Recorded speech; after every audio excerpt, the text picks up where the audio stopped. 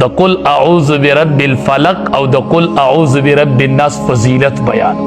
وی دا ډیر برکتی سورتونه دي. صحابي ته وی په دې کې د مانزه ټیم شو جو نبی علیہ السلام مانزه ته مخ کې شو نو دا قدواړه ولا په مانزه کې موي بیا ورته مانزه نه پسې ودی لیدو دا هغه سورتونه دي دا کم چې د مانزه کې وي لومبه ورته فضیلت بیان کو چې مانزه ته مخ کې جو په مانزه کې ولم وي په مانزه کې ولم وي. تا امام طویلی د جمعې په ورځ چې مولي صاحب ته چې د جمعې په ورځ قرات کوي اسې امام الانبیاء به د جمعې مانځه کې کوم سورتونه وي د اختر په مانځه کې چې کله به اختر جمعه راغلل ډبل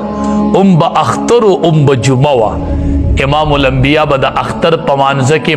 په اول رکعت کې وي سبح اسم ربک الاعلی او په دویم کې به وي هل اتاک حدیث الغاشیه چې جمعه به مارټیم بشو جو په جمعه کې به اول سبح اسم ربک الاعلی او بلکې هل اتاک حدیث الغاشیه دا به دس اختر په مانځه کې وي به د جمعې په مانځه نو که امام دا شروع کی جو مقتدیان وزي و امام قرات وګت کوي دا مقتدیان څنګه پوه کو دا خلق څنګه پوه کو چې د امام الانبیاء د مانځه نقشه ورته وخیو مانځه ډیر ښکلی مونځ کوی کنه ښه او چې قرآن اوره مړه قرآن ته غوږ دی نبی علیہ السلام را روان وو مسجد نبوی ته راتو ابو موسی اشعری رضی اللہ تعالی عنہ تلاوت کو تاسو د قرآن قاریان ښکلی قرآن وایي چې دا خلک یې واوري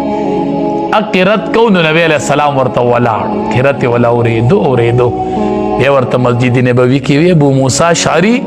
ډېر ښکلی قرآن دی لوستو زه ورته بار ولاړم ستا قرآن مې اورېدو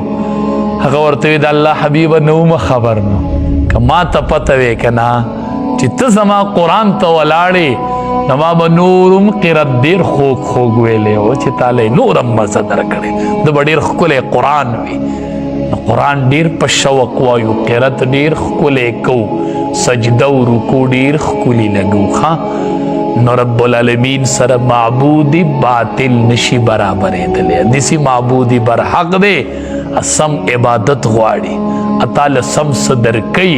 ادې ځان ته نږدې کوي وایي سمه سجده ولګوه ته چې ما ته را نږدې شي نو سجدې حالت کې بنده الله ته ډېر نږدې کي وضرب الله بیانی الله مثلا یو مثال رجلین چې دوه سړي دي احدهما ابکم یو د هغې نه چاړه دی لا یقدر علی شیء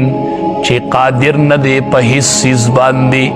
وهو کل علی مولاه او هغه بوج دی په خپل مالک باندې اینما یوجهه کم طرف ته چې لیږي دا مالک دلره نو لا یأتی بخیر نشي راوړی څه خیر بس عقل پکې نشته نو چې کم طرف ته دی لیږي جو دی د خیر دپاره لیږي او هغه بېخیري راوړي حل یستوي آیا برابر دی هو دا کس ومن او اغا کس یأمر بالعدل چې هغه حکم کوي په انصاف سره خبریم کولی شي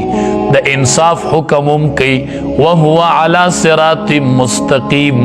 او هغه په نیغه لار باندې وي نو څنګه چې دا دواړه برابر نشي کېدی نو داسې